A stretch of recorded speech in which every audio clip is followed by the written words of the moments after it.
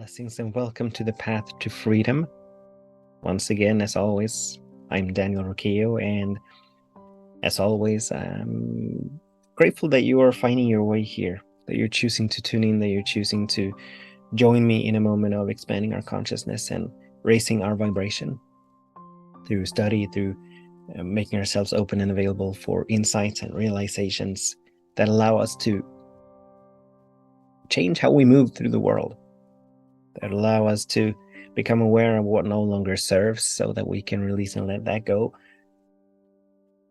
and in turn allowing for the greater, the grander to emerge from within us.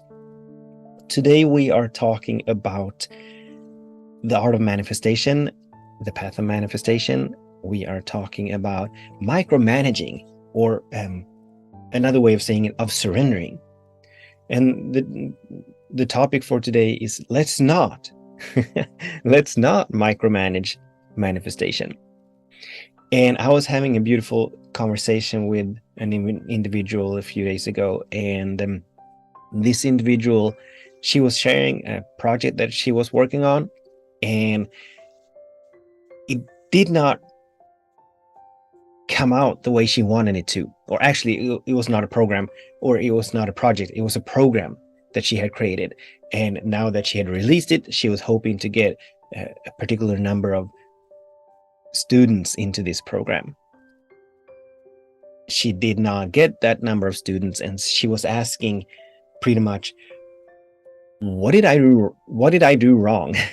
If we're all co-creators on this planet, and as we have the power of mind where we can think ourselves into or actually we can think the good that we desire into manifestation, how come I did not get that number of students that I wanted for my program?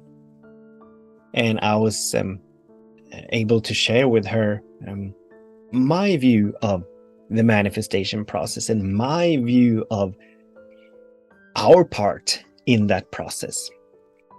And she found it very helpful, and she was able to release and let go of some of the not fears, but the doubts that she was having around this. And so I thought I'd share not that conversation, but to share what manifestation is to me, and our role and God's role in all of this, and the sacred law's role in all of this. So first of all, in manifestation, absolutely, whatever we are in vibrational alignment with will and must come into fruition, into manifestation. That's the principle of all of this. There's no no in the sacred laws. There are no no's in God. But whatever we turn our attention to the most, whatever we think about the most, whatever we talk about the most, whatever we feel about the most, must come into manifestation. Now, having said that, we're always wise and always invited to, once we've set something in motion, to release our wanting to control it, to release our micromanaging it, to release our dictating what it is going to look like. Because we don't know. And this all comes down to this very fact, that this very truth, we do not know. The highest possibility for each and every single one of our lives already exists in the infinite mind of Spirit of God. We cannot improve upon that. We cannot change that. We cannot allow that to expand with our finite little human mind, right? But the infinite already exists. And in that infinite, the highest possibility for each and every single one of our lives, the highest version, the highest expression, the highest revelation of each and every single one of our lives already exists. So our job in that is not to create that highest version, but our job is only to allow for that which already is to come into manifestation, to flow through us, to emerge from within us. So we're conscious participants, yes, and whatever we turn our attention to the most, we allow that to emerge. Yes, absolutely. But it is not for us to dictate what needs to happen, how it needs to happen, and when it needs to happen for anything to come into manifestation. Any more than, let's say that we're planting an apple seed in the ground. We're planting it, and the moment we plant it, it is up to us to make sure that the environment of that particular seed is perfect for that seed, in terms of temperature, in terms of humidity, in terms of pH in the ground, in terms of nutrients, and the seed getting what it needs, right? But it is not up for us to dictate that once this seed begins to grow, that it's going to have 4 limbs, it's going to have 5 apples on that particular branch, it's going to have that many leaves on that branch, and it's going to look like this. This is not for us to decide. This is not for us to dictate. But in life, that is what we're doing all of the time. That's what we're doing all of the time. Hey, God, I need for this to happen. I want it to look this way. I want it to happen at that date, on that date, at that particular hour, 25 minutes past 10. I want this to happen, right? But how can we possibly, with our finite intellect, know what needs to happen, how it needs to happen, and when it needs to happen for the highest possibility of anything to come into manifestation? We've talked about it a lot. And the answer is always, we cannot. We don't know how. We don't know when. We don't even know what needs to happen. Like God being infinite, being eternal, being the one mind, the one power, the one consciousness, the one intelligence, knowing all, seeing all, and always expressing itself perfectly. Always expressing itself perfectly, which means that God never is late, God is never early, but God is always right on time. Whatever needs to happen for that apple seed to come into, to allow for the greatest expression of that particular seed, it will happen when it needs to happen. And it doesn't matter if I can't see it. It doesn't matter if I don't trust it. Actually, that does matter. But it doesn't matter if I believe it. It doesn't matter if I know it. It is still so that it will happen when it needs to happen. And the same goes when we are involved in creative endeavors, like this individual that I was speaking to. Who is she to say that the number of students that registered for this particular program was not the perfect one? Who is she to say that there should have been more? Obviously, the egoic structures, yes, we have wishes, we have desires, we have wants, and all of that. But who's to say that what we want is for the highest good? So we are so wise to stop micromanaging the manifestation process. We're so wise for our own peace, obviously. But not only that, but whenever we, as I'm prone to say that whatever we are in vibrational alignment with, and vibrational alignment simply means that whatever I know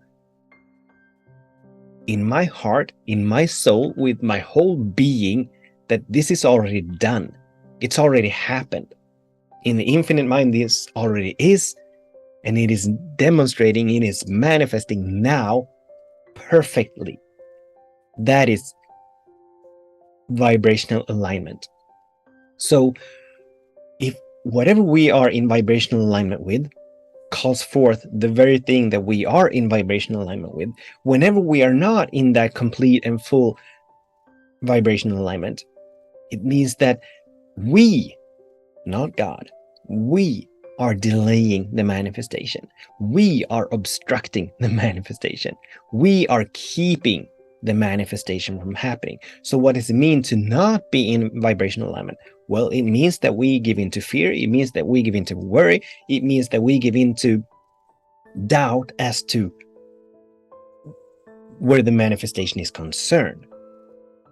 So as this particular individual who were having doubts as to why they were not able to manifest this precise number of students to her program, that creates an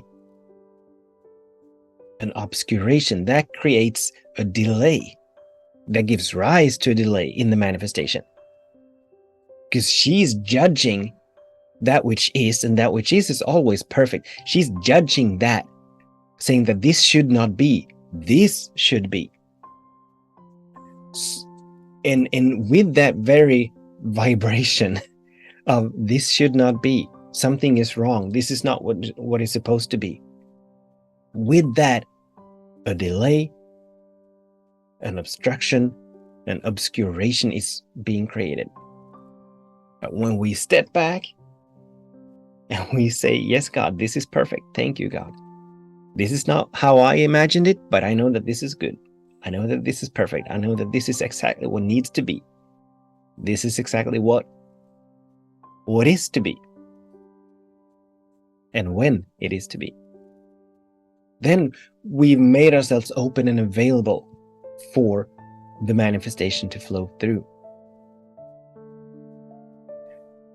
So, anytime, the invitation for all of us, anytime we become aware of buying into stories as to that revolve around fear or worry or doubt, we're wise to come back to leaning into the perfection of God, to leaning into the goodness of God, Spirit, or the universe, or the sacred laws, or infinite love, or divine matrix, or the unified field, or energy, whatever we want to call it. It is good, regardless of what we call it. It is good. It is benevolent. It is always for itself, which means that it is always for all of creation, as God and creation are one. Spirit is the creator and the creation. There are no dualities. There are no opposites. There's no separation in spirit. There is only God being itself, doing itself, expressing itself, ising itself in us and through all of creation, in us and through every single one of us, in us and through every single creative endeavor, every plant, every being, every star, every planet, every raindrop, every snowflake. It's all the one. It's all the one. And this, the one, is always for itself. It does not, and it cannot compromise itself. It does not, it cannot diminish itself or be against itself. So it is always for itself. So every single dream, vision, intention that we catch is God inviting us to step into something greater, to allow for something more of that which we already are to come forth, to be birthed, right? So our job is to be in that feeling tone of all is well.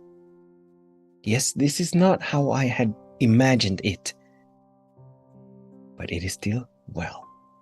This is not the number of students I would have wanted. This is not how far I thought I should have gotten by now, but all is well. And when we live there in the feeling tone that whatever is what is exactly what is meant to be, is exactly perfect. When we live there, when that's our vibration, when that's our core vibration, manifestation flows beautifully with such ease and grace. Because we are not obstructing. It is never God who's obstructing anything. God always knows God always knows the most straightforward path. Like there's a beautiful statement that goes, we can in no shape, way, or form improve the efficiency of God. So we cannot make anything happen faster by trying to make it happen. But God, and God only knows what needs to happen, when it needs to happen, how it needs to happen, for anything to come into fruition, for anything to come into manifestation, including a particular coaching program, including a particular business, including everything. So we get to do some work around releasing and letting go of our attachments of the fears, the worries, the doubts. Not necessarily root them out, but releasing and letting go of our attachments to them. Releasing and letting go of our identifying with them.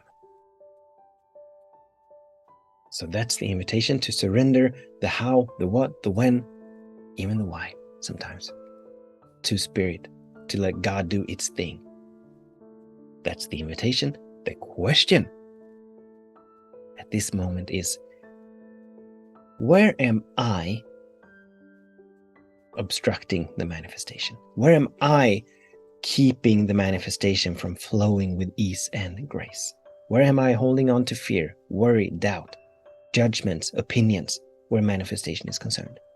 Because these are not in vibrational alignment with the good that we desire. So we're wise to become aware of these so that we can do the work of embracing and allowing them, releasing and let them go. So the invitation is for us to surrender.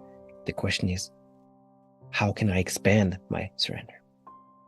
That's not the question I asked originally, but that's just another way of asking the same question. How can I expand my surrender? Or how can I move into greater vibrational alignment? What do I need to release and let go of? What do I need to cultivate within myself? Thank you so much for tuning in, for listening. Until the next time, much love, many blessings. Namaste.